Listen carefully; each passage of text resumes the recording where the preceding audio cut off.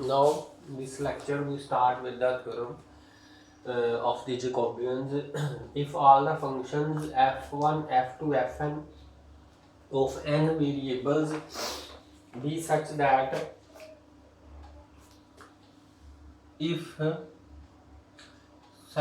f5 is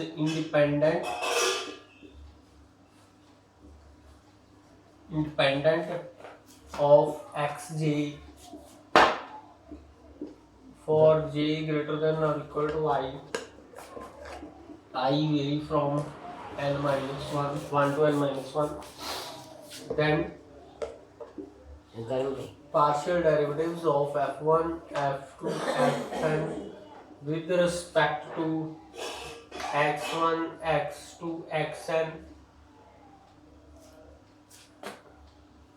x1, x2, xn is equal to partial derivative of x1 with x1 multiplied by partial derivative of f2 with respect to x2 and so on this.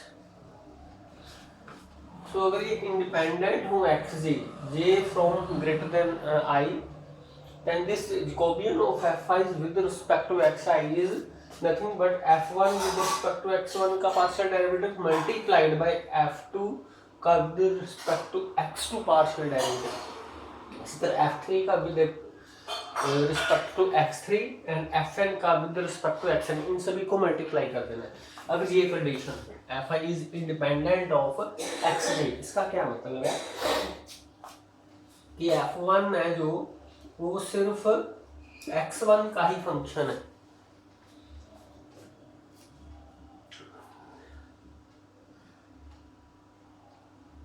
f1 is independent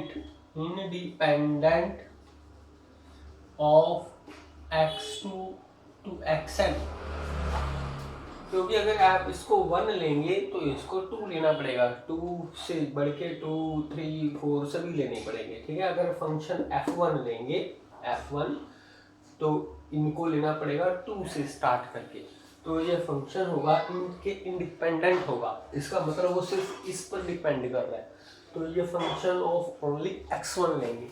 इसी तरह f2 is independent of, f2 independent कहाँ से आएगा, 2 है तो यहाँ पे 3 लेना पड़ेगा, 3 से शुरू होगा.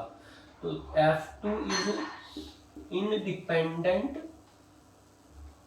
Of x3, x4 and xn. so this is a function from x1 to x2. ठीक है, x1 x2 पर तो ये डिपेंड करेगा ना, तो इसका मतलब f2 is a function of x1 x2. इसी तरह सभी करेंगे. f3 is a function of 3 variables. ठीक है, इसी तरह 4 वाला 4 पे, n वाला n पे चला जाएगा. तो fn is a function of n variables. ठीक है,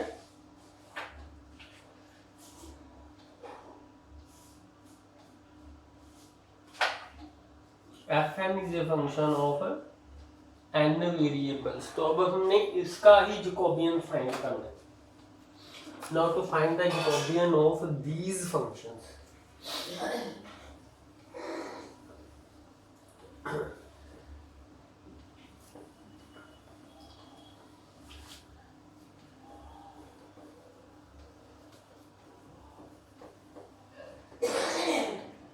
Jacobian क्या आएगा, हम इसमें से ये देखना है कि जैसे अगर हम फर्स्ट डेरिवेटिव करेंगे विद रिस्पेक्ट टू x1, तो f1 को,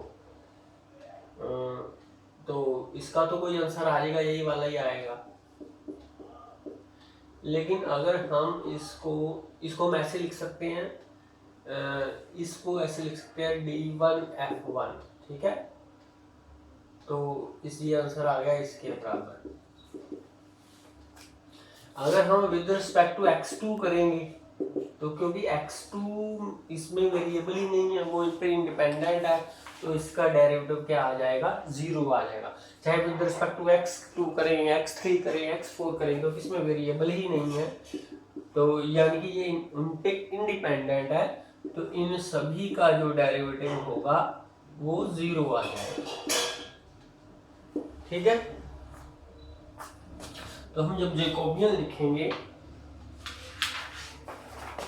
जैकोबियन ऑफ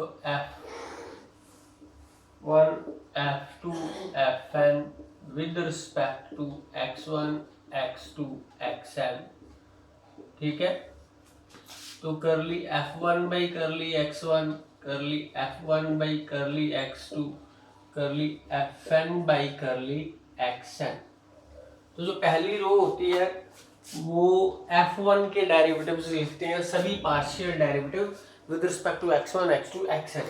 दूसरी रो लिखते हैं F2 के सभी derivative with respect to x1 x2 partial derivatives लिखते हैं, partial derivatives with respect to xn। इसी तरह थर्ड रो में F3 के सभी पार्शियल डेरिवेटिव्स। इसी तरह कंटिन्यू करते चलेंगे।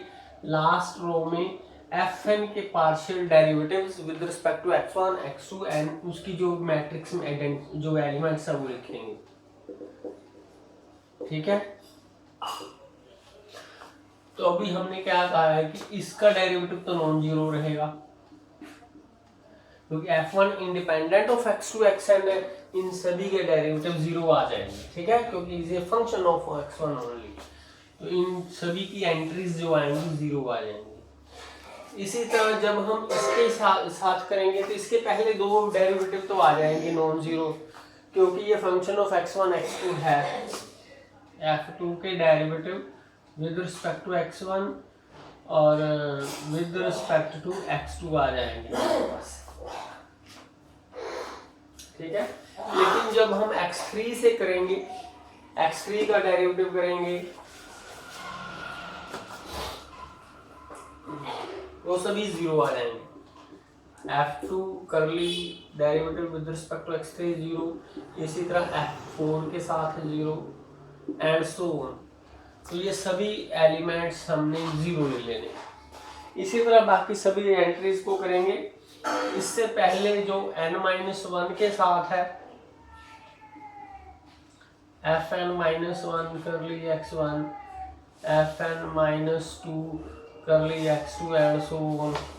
इसकी n के साथ डेरिवेटिव 0 होगा, उससे पहले वाली एंट्री लिख सकते हैं हम इसकी ये। तो जो n के साथ करेंगे तो सभी जो इसमें सभी वेरिएबल्स हैं इसके सभी डेरिवेटिव नॉन जीरो, जीरो भी हो सकते हैं नॉन जीरो भी, लेकिन कन्फर्मली ये तो कन्फर्म 0 है ना, तो इनको ऐसे लिख सकते हैं। तो ये एंट्रीज ऐसे लिख सकते हैं, लास्ट एंट्री ये है। हमें नहीं पता कि ये 0 है या नहीं 0 है, लेकिन ये कन्फर्म जीरोस आ जाएंगे, वो हमने लिख रही। ये 0 भी हो सकता है, कोई नॉन जीरो भी हो सकता है। तो ये मैट्रिक्स बन जाएगी हमारी। सॉरी, इसकी हमने डिटर्मिनेंट सॉल्व करनी है, तो इसकी डिटर्मिनेंट क्या आएगी, ये हमारी मैट्रिक्स बन जाएगी लोअर ट्रायंगुलर मैट्रिक्स, एक ट्रायंगुलर मैट्रिक्स बन जाएगी। तो हमें पता है जो ट्रायंगुलर मैट्रिक्स होती है उसकी कैसी होती है वो, कि डायगोनल के ऊपर जहाँ सभी 0 आ जाए या डायगोनल एंट्री के नीचे सभी 0 आ जाए। वो दो तरह की मैट्रिक्स हो जाती है, एक अपर ट्रायंगुलर और एक लोअर ट्रायंगुलर। तो जो ये ट्रायंगुलर मैट्रिक्स बन गई, इसकी जो डिटर्मिनेंट होती है वो होती है product of the diagonal entries. ये डायगोनल एंट्रीज होती हैं उसकी प्रोडक्ट होती है। ठीक है, so therefore its determinant is the product of diagonal entries। तो ये diagonal entries है।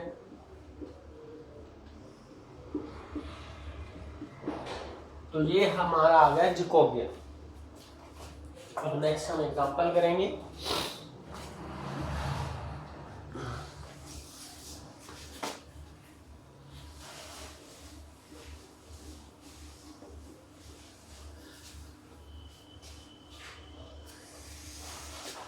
पहला क्वेश्चन करेंगे, if f is x1 minus y and g is xy then evaluate the Jacobian of fg with respect to xy। तो Jacobian का क्या formula है, दो फंक्शन है, एक f है, f को पहली रो में लिखना है f के partial derivatives with respect to xy, f के partial derivatives with respect to xy। दूसरी रो में दूसरे फंक्शंस को लिखना है, उसके partial derivative with respect to xy। अब हमने पार्शियल डेरिवेटिव्स निकाल के इनकी वैल्यूज पुट कर देनी है। पार्शियल डेरिवेटिव होता है अगर x के साथ करेंगे तो बाकी वेरिएबल है, जैसे एक ही वेरिएबल है भाई उसको कांस्टेंट मान लेंगे, इसका डेरिवेटिव आ जाएगा 1 - 1 क्योंकि ये कांस्टेंट है और इसका डेरिवेटिव होता है 1। इसी तरह जब विद रिस्पेक्ट टू y करेंगे तो x को कांस्टेंट मानेंगे, इसको कांस्टेंट मानेंगे और इसका डेरिवेटिव आ जाएगा -1, तो आंसर आ जाएगा -x। इसी तरह करली जी वाई करली x करेंगे, x y को कांस्टेंट मानेंगे, y एज इट इज रखा जाएगा और x का डेरिवेटिव 1 आ जाएगा। इसी तरह curly g by curly y with respect to y करेंगे तो x को कांस्टेंट मानेंगे, तो x को कांस्टेंट माना है, x को एज इट इज लिखेंगे और y का डेरिवेटिव होता है 1। तो इस तरह से अब ये वैल्यूज इसमें पुट कर देंगे हम, 1 - y - x y x, इसका डिटर्मिनेंट सॉल्व कर लो और हमारा आंसर आ जाएगा इसका x - xy + xy। तो ये आ गया इसका जैकोबियन। अब एक क्वेश्चन और कर लेते हैं, one more question.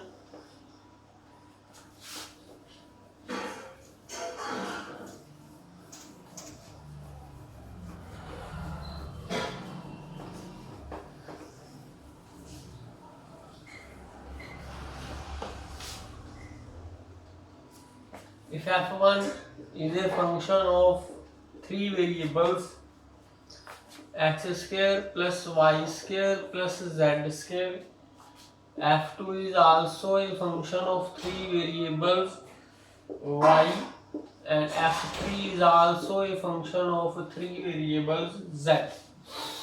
We have to find the Jacobian of f1, f2, f3 with respect to x, y, z।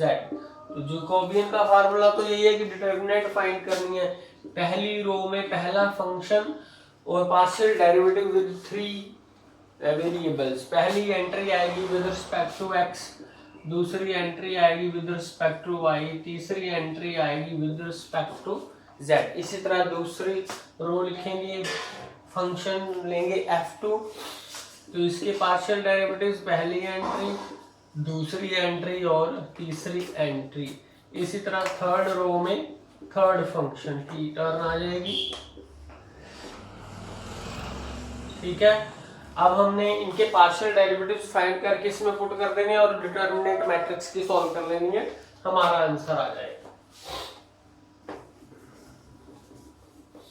Partial derivatives क्या आएंगे, f1 का with respect to x, with respect to x करना है तो जितने भी वेरिएबल बाकी बचे उनको कांस्टेंट मानना है, तो पार्शियल डेरिवेटिव करेंगे विद रिस्पेक्ट टू x, इसका डेरिवेटिव आ जाएगा 2x। अगर विद रिस्पेक्ट टू y करेंगे, अब विद रिस्पेक्ट टू y करेंगे तो x z जो अदर वेरिएबल्स है उसको कांस्टेंट मानेंगे, विद रिस्पेक्ट टू y करेंगे x, अब जो अदर वेरिएबल है कांस्टेंट है, इसका डेरिवेटिव भी 0, इसका डेरिवेटिव भी 0, सिर्फ y के साथ कर रहे हैं तो इसका डेरिवेटिव आ जाएगा 2y। इसी तरह करली f1 बाई करली z, z के साथ कर रहे हैं तो सिर्फ z का डेरिवेटिव लिखना है, बाकी अदर वेरिएबल जितने भी हैं, चाहे 1 है या 2 है या 3 है, जितने भी है उन सबको कांस्टेंट मानना है, उनका डेरिवेटिव 0 आएगा विद रिस्पेक्ट टू z। तो विद रिस्पेक्ट टू z इसका डेरिवेटिव आएगा 2z और विद रिस्पेक्ट टू z इनका डेरिवेटिव आएगा 0। और इसी तरह f2 को करना है with respect to x, with respect to x अब दूसरे वेरिएबल क्या लेने हैं, हमने कांस्टेंट लेने हैं, तो सिर्फ y है इसमें, y का derivative with respect to x लेना है हमने 0, क्योंकि y को कांस्टेंट मानना है। तो विद रिस्पेक्ट टू एक्स उसका डेरिवेटिव आएगा 0। अब इसको विद रिस्पेक्ट टू वाई करेंगे, वाई के साथ वाई का डेरिवेटिव तो 1 नहीं आएगा। इसी तरह इसको करेंगे विद रिस्पेक्ट टू जेड, तो y का derivative with respect to z की टर्म्स का ही डेरिवेटिव करना है, बाकी सब कांस्टेंट है, इसका डेरिवेटिव 0। अदर वेरिएबल 0, z के साथ कर रहे हैं तो x भी कांस्टेंट y भी कांस्टेंट, ठीक है, इसका डेरिवेटिव 0। इसी तरह f3 के साथ करना है, क्योंकि वो z है ये x है, डेरिवेटिव 0। उसके बाद f3 का विद रिस्पेक्ट टू y वो भी 0 आ जाएगा, बस विद रिस्पेक्ट टू z ही आएगा 1, ठीक है। अब ये सारी वैल्यूज इसमें पुट कर देंगे हम, put these values in this matrix.